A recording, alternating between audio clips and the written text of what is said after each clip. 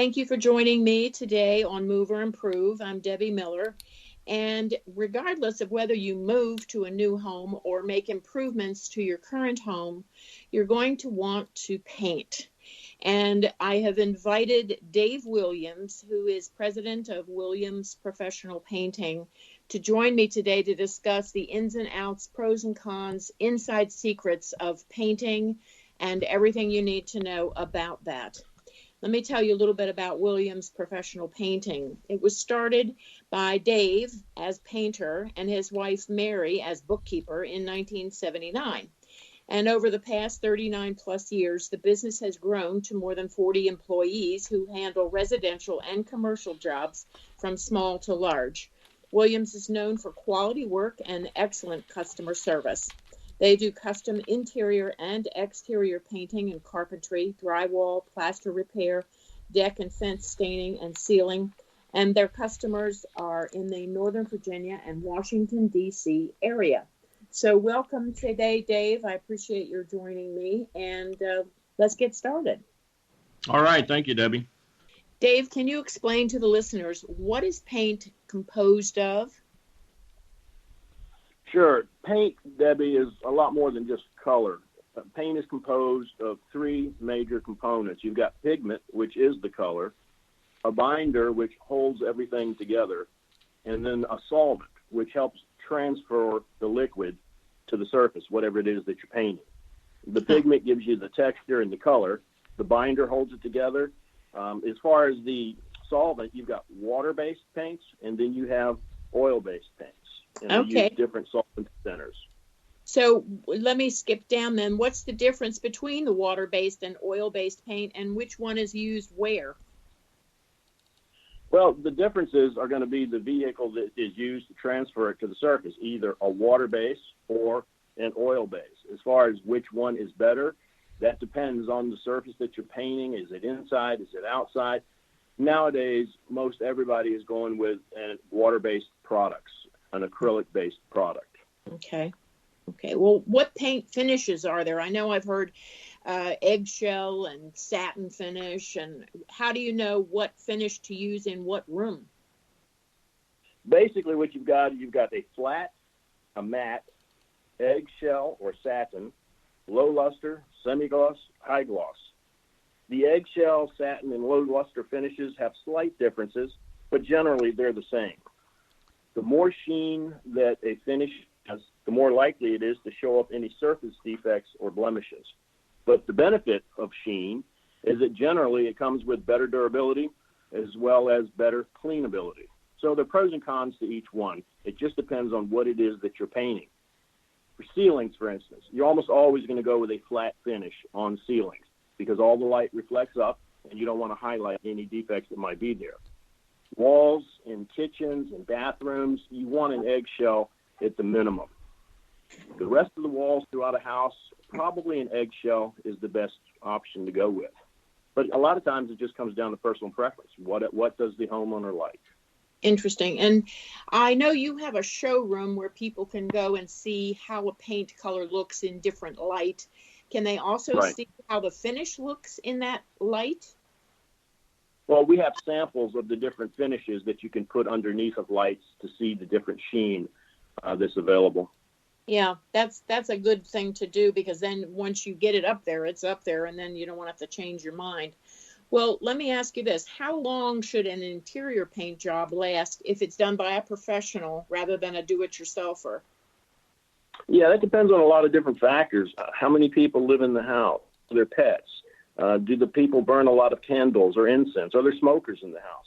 After you consider all these factors, most interior paint jobs, if they're done correctly, should last about 10 years, but that can really vary depending on the circumstances. Yeah, well, that's good. Gives us a good guideline then. I know people say, well, how do you know how much paint to buy? Well, how do you measure a room to determine how much paint is needed? You know, you got windows or no windows and doorways and things like that. How do you figure that out? Most painters who do this for a living and they're in and out of houses every day, we could pretty much eyeball a room and we know about how much paint it's going to take. But for the homeowner, the easiest thing to do is measure the length of the wall times the height of the wall to get the square footage. Do the same thing for any window or door openings, and then subtract that amount from your square footage. Look on the back of the can. It'll tell you about how many square feet per gallon you're going to get for coverage. Then you have to figure if you're going to go with just one coat or is it going to be two coats. For calculating how much paint you need, if it's going to be two coats, generally it's going to take about half as much paint for the second coat. Oh, interesting. I know. Well, I've gotten some houses that I've had to list that had the bright red in the dining room. That was popular. I even had a woman who painted her dining room black. Why, I don't know, but I would think that would take more than two coats of paint to cover. Yeah, on reds and things like that, the real bright, vivid colors, you can figure on 3, sometimes even 4 coats. Yeah, I can see that easily. Well, how long does a sealed can of paint last if it's been used? Well, if it hasn't been used, it's good for about 10 years. If it has been used, as long as it's sealed up really good and tight, about 2 years, as long as it doesn't freeze. Oh, interesting. Okay. So what are those recommendations for storing used paint then? Inside, maybe a utility room away from the furnace, inside an inner closet somewhere. Most people like to take the paint and put it in the garage. The garage generally isn't heated, and the paint's going to freeze after that. If you have paint that froze, if it's latex paint, it might still be good. There's a few freeze cycles built into paint. Best thing to do is open the can, stir it, smell it. If it has a rotten or foul odor, it's bad, throw it away. Interesting. Okay. Well, speaking of odors and smells, what are VOCs? I know I've had clients who say they have to have VOC paint. And can you talk a little bit about what that is and why someone would want it? Yeah, most people actually nowadays do not want it, and the government has actually regulated how many VOCs can be in a gallon of paint. VOCs stands for volatile organic compounds. VOCs are emitted from different things as gases, from different solids and liquids. They can be a lot of different chemicals or items that have VOCs in them. Paints, paint strippers, wood preservatives, even magic markers. You ever open up a magic marker and it smells? Oh, yeah. Those are VOCs, and they're actually harmful to you. Moth repellents, air fresheners, fuel, your dry cleaning. When you bring it back from the store, it's got that dry cleaning smell. There are VOCs in the chemicals that they use. VOCs have been limited in the use of paint for a number of years now. We actually have low and no VOC options available. It not only reduces the odor of the paint itself, it's a lot more healthy for you. Interesting. Okay. Well, that's good environmentally speaking.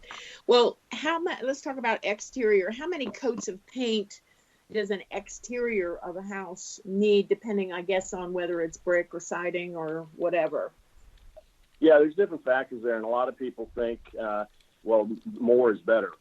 Nah, you don't want to overpaint a house if you don't have to. The thicker buildup of paint you get on the house, the harder it is for moisture to transfer through that paint. So if the house is in good condition, you're not changing the colors, one coat of a high-quality acrylic paint is going to do fine. You will get a little bit longer durability out of the second coat, but don't let anybody tell you it's going to double the life of your paint job, because it's probably not going to. If you're changing colors, you will be forced to put on a second coat. So then do you do the power washing ahead of time to get the dirt off before you apply the paint? Yeah, absolutely. You've got to do a complete prep job. You can use the most expensive paint in the world. You can do all this fancy stuff. If you're putting it on a dirty surface, the surface is covered with mildew, on a surface that's been peeling and chipping, it's not going to last any time at all. So the preparation is going to be the key thing. You've got to power wash the house and get it nice and clean so that your paint has something to adhere to. Very, very good point. So how often should you paint the house exterior? How long does a paint job last, say, on brick versus siding versus other types of surfaces? Yeah, that's a loaded question. We get that a lot. You should be able to get 5 to 8 years out of a paint job, but I've seen houses that can barely go 3 years. And a lot of times it goes back to the very first or the initial paint job. Was it done right? Was it properly primed and prepared? You know, if it wasn't done correctly the first time, really your only option is going to be a complete removal, and that's not practical in a lot of cases.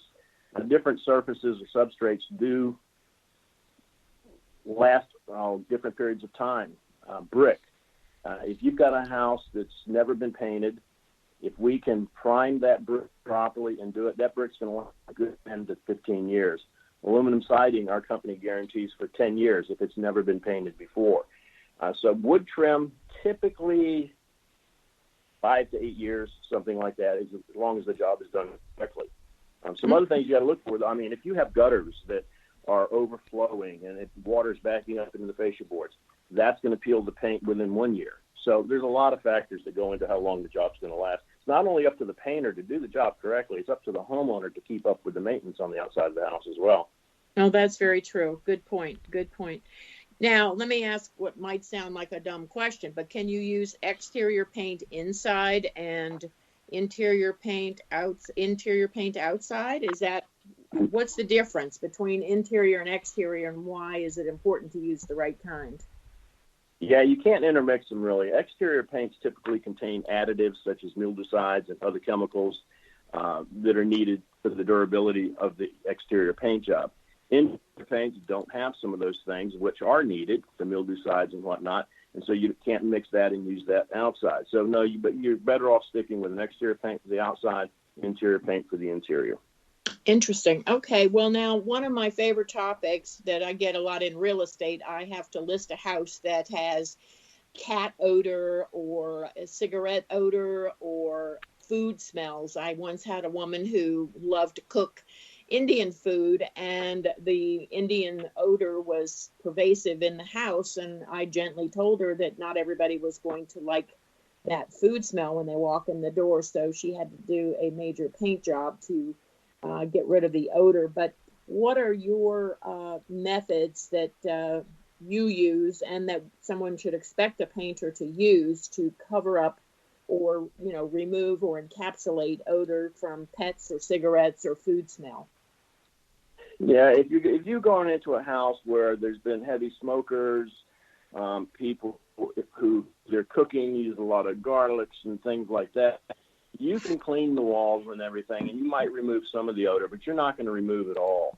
The only option you're really going to have when it gets to that point is to take a primer sealer such as Kills, Bin, Cover Stain. There's different products out there, and thoroughly coat the house with a coat of sealing primer.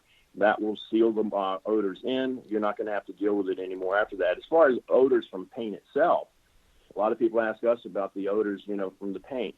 Take a couple of boxes of baking soda, open them up, set them around the house. That'll absorb some of the smell. Take some vanilla extract, put it in a spray bottle, spray it, use it as an air freshener. That helps absorb the moisture as well. So there's different things you can do. But as far as, a nicotine-stained home and things like that, pet stains, the odors that can permeate. Even you can have pet stains on the floors that permeate into the walls. When that happens, your only option is a full prime coat. Yeah, we had to do that. I had to do that on a house once where I'm not really good with smelling cat odor, but I had people come through an open house, and we had replaced the carpet, and the guy said, "Did this woman have a cat?" And I said, "Well, she's not here anymore, so if you smell it, then it must be so." But we had so many people complain that we had to pull all the carpet and, of course, remove all the tacking strips and the padding. And they had to come Correct. in. It was fortunately, it was a basement, so it was a concrete floor, but they had to literally paint the floor and let that dry. And then we could reinstall the tacking strips, the padding, and the carpet to get rid of the odor. It was pretty bad, but it can be really incredible to get rid of that odor. So at any rate. Yeah, we've had to do that a number of times as well. Yeah, it's not fun, but it's got to be done because not everybody wants to buy a house that has odor like that in it. They want to buy a house where it smells fresh and clean and they can put their own imprint on it, regardless